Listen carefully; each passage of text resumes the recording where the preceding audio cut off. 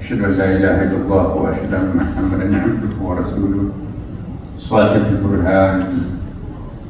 اللهم صل وسلم على سيدنا وحبيبنا وشفيعنا ومولانا وأتباعنا وقرة أعيننا محمد صلى الله عليه وسلم.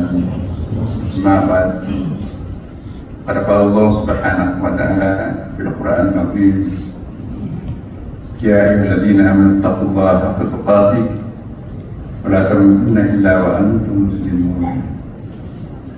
Hadirin sudah jemaah Jumat yang dimuliakan Allah Subhanahu wa Ta'ala, marilah kita senantiasa bersyukur dan senantiasa meningkatkan ketakwaan kita kepada Allah Subhanahu wa Ta'ala. Ukuran ketakwaan itu bisa diukur dalam kehidupan sehari-hari kita. Pertama, apakah kita senantiasa mensyukuri nikmat Allah? Apa yang dimaksud syukur? Syukur beda dengan tahmid. Ya. Kalau kita dapat rezeki, alhamdulillah, itu bukan syukur, itu baru tahmid. Apa itu tahmid? Memuji kepada Allah. Tapi memuji pun juga bertingkat-tingkat. Kalau tidak sama dalam hati kita dengan di mulut kita, mulutnya manis tapi hatinya pahit. Tidak seperti manisnya mulutnya dengan apa yang tergambar dalam hatinya. Ya, itu bukan ya, tahmid namanya. Ya. Yang tahmid itu satu hati, satu kata antara hati dengan mulut. Ya. Tahmid itu tidak cukup kalau kita mendapatkan karunia Allah, harus syukur. Ya. Syukur itu ya berbagi dengan orang lain. Ada di antara kita dipromosi jabatan menjadi pimpinan, alhamdulillah, itu baru tahmid.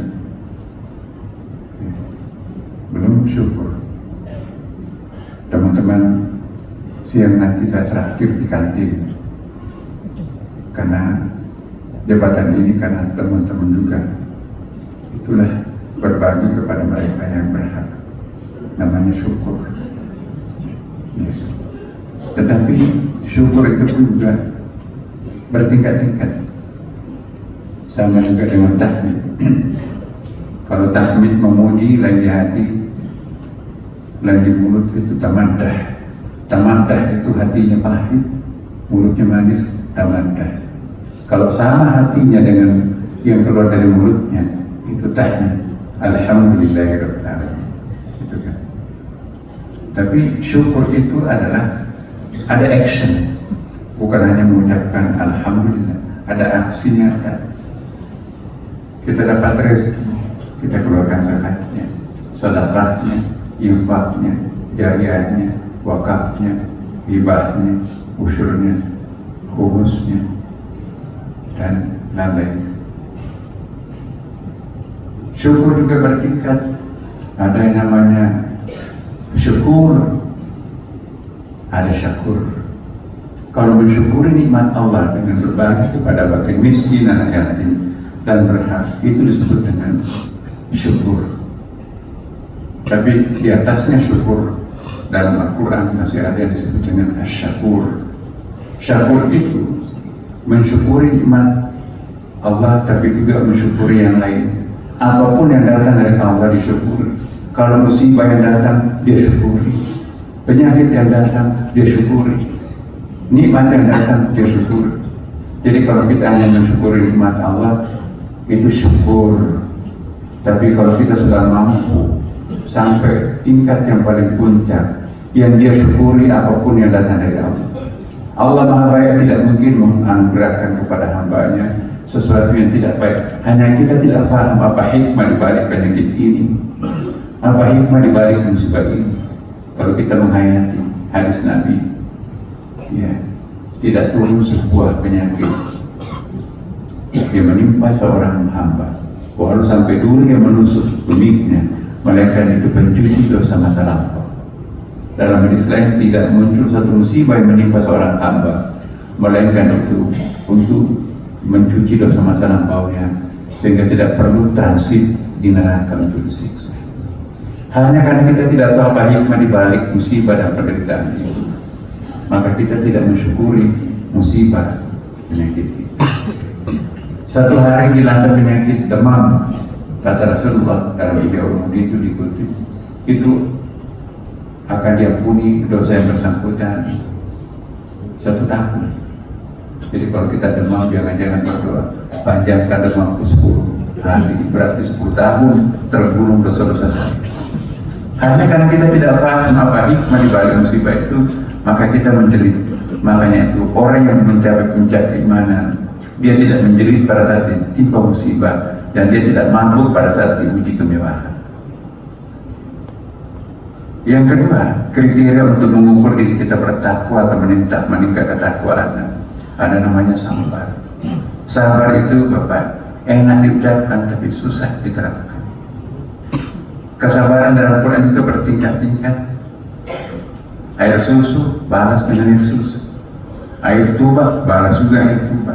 Itu as-sabir, sabar level bawah ya. Tapi lumayan sudah sabar, enggak mengamuk-ngamuk. Lebih tinggi lagi ada yang disebut dengan al-masabir, air susu dibalas air tuba. Aku yang menyekolahkan, aku yang memberi beasiswa, aku yang membantu bangunan, kok balasannya seperti ini? Enggak, aku diam, sabar aja. Itu namanya al-masabir, air susu dibalas air tuba. Tapi masih ada puncak kesabaran yang disebut dalam Al-Quran dengan as-sabur. Ini martabat sabar yang paling puncak, seperti Asmaul Husna yang terakhir, as-sabur, maha sabar. Apa itu? Yaitu air tuba dibalas dengan air susu. Air susu dibalas dengan air tuba banyak terjadi sekarang, tapi belum seberapa. Tapi yang paling tinggi adalah air tuba dibalas air susu. Barusan memfitnah, barusan memukul, barusan menghina, tiba-tiba menderita, tidak bantu dia. Seperti nanti kan, tiap hari di depan pintunya itu buang kotoran besar, tiba-tiba berhenti. Yang paling pertama menengok orang sakit itu adalah Nabi. Air tuba dibalas air susu, ditengok oleh Rasulullah. Nah, sekarang kita derajat ketakwaan mana yang kita capai. Yang ketiga, kita harus juga meningkatkan keikhlasan kita. Apa itu ikhlas? Ikhlas ialah yang paling standar, menyembah tangan kanannya tapi tidak ketahuan tangan kirinya. Jadi jangan suka mempromosikan, memamerkan ya bantuan-bantuannya. Semakin kita rahasiakan amal kebajikan kita, maka semakin besar pahalanya di mata Tuhan. Jangan bawa embel bocor ke akhirat nanti. Mana pahala saya? Nih, kata malaikat, embel bocor. Maksudnya, ketika Anda dipuji, lehernya panjang, Anda sudah mengambil pahalanya di dunia. Jangan mengharap lagi pahala di akhirat. Tanamlah kebajikannya. Di bumi ketidakterkenalan jika ingin panen di akhirat. Karena semua kebajikan yang ditanam di bumi, keterkenalan hanya akan panen di dunia. Tapi jangan minta apa-apa lagi di akhirat. Ya. Jadi betul-betul kita lakukan karena Allah. Jangan ungkapkan kebajikannya. Itu yang disebut dengan mukhlis. Tapi dalam Al-Quran masih ada lebih tinggi daripada mukhlis, yaitu mukhlas. Apa itu mukhlas? Dia melupakan seluruh kebajikannya. Dia melupakan semua dosa-dosa yang lain. Saya sudah maafkan dan saya sudah lupakan. Kalau kita mengatakan saya sudah maafkan tapi saya tidak bisa melupakan, itu belum. Kalau kita mampu memaafkan orang lain dan juga melupakan apa yang pernah dilakukan terhadap kita, itulah as-sabur, dan itulah al-mukhlas. Jadi mukhlas dikatakan dalam Quran bebas iblis. Bersumpah iblis tidak akan dia pasti akan mengganggu anak cucu Adam. Ila ibadika minhumul mukhlasun, kecuali hamba yang satu ke tingkat mukhlas. Ia menyembah tangan kanannya, tangan kirinya nggak tahu. Ya. Kita itu tanpa nama kalau uang recehan, tapi kalau uang gede pakai kartu nama. Nah, jadi apakah kita mukhlis atau mukhlas? Ukur. Semakin kita mampu menyembunyikan kebaikan kita, jangan sampai terpancing oleh siapapun, keadaan apapun. Cukup hanya Allah yang tahu. Itu bebas iblis. Itulah yang tidak akan diganggu oleh iblis. Yang paling suka membuat iblis itu menderita adalah orang-orang seperti kita. Bukan main malam Jumat hari Jumat lepas. Licin seperti belut tidak bisa dipegang. Tapi giliran malam minggu, tangkap lagi. Tapi kalau orang sudah sampai tingkat mukhlas, percuma menghabiskan energi, kata iblis, nggak bisa terpengaruh. Jadi kalau kita bertakwa dengan seperti apa yang saya katakan tadi, ittaqullaha haqqa tuqatih, bertakwa semaksimal mungkin ketakwaannya kepada Allah. Ukuran ketakwaan itu bertingkat-tingkat. Yang tadinya tamadah, suka ngoceh, besar mulut, nggak ada hasil. Ini menjadi tahmid, lama kelamaan menjadi syukur, dan akhirnya juga sampai ketika puncak syakur. Tadinya hanya asabir, naik kelas menjadi masabir, alhamdulillah akhirnya sampai ke tingkat syukur. Tadinya ikhlas mencapai tingkat mukhlis, dan puncaknya juga sudah sampai kepada al-mukhlas. Inilah orang mukhlas ini. Tidak ada yang kenal di bumi, tapi selebriti ada. Banyak selebriti populer di bumi, nggak ada yang kenal di langit. Lebih baik tidak terkenal di langit daripada di bumi. Cuma numpang lewat kita di bumi. Barakallahu li wa lakum fil Qur'anil azim wa nafa'ana wa iyyakum kita terima sabar yang dalam innahu wasmi'ul basir.